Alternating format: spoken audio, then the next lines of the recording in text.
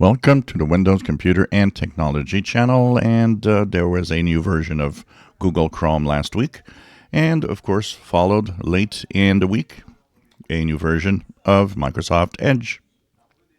If you go to your Edge browser, upper right corner and the three horizontal dots, go Help and Feedback, and About Microsoft Edge, you will be moved now to Edge 144, which is 144.0.3719.82.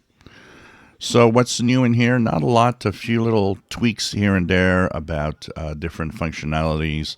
One about improving when you actually fill out forms on the internet. There's a slight change in the way and the positioning of the Copilot icon on the taskbar.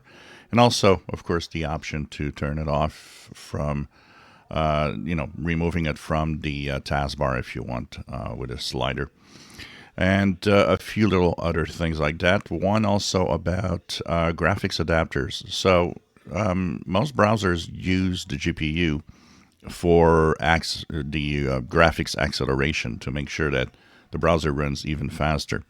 Now, for those that don't have a separate chip, a separate GPU, and all they have is a integrated GPU that is with the chip, like a lot of Intel chips, for example, are like that.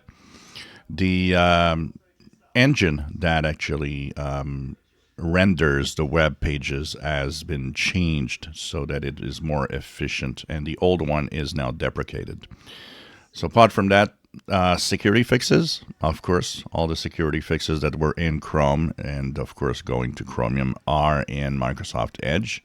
And if you're using a Chromium browser, well, make sure that you check for the updates to make sure that the security flaws are fixed, because there is a lot of security flaws this week, a lot of high severity flaws. If you enjoy my videos, please subscribe, give us thumbs up. Thank you for watching.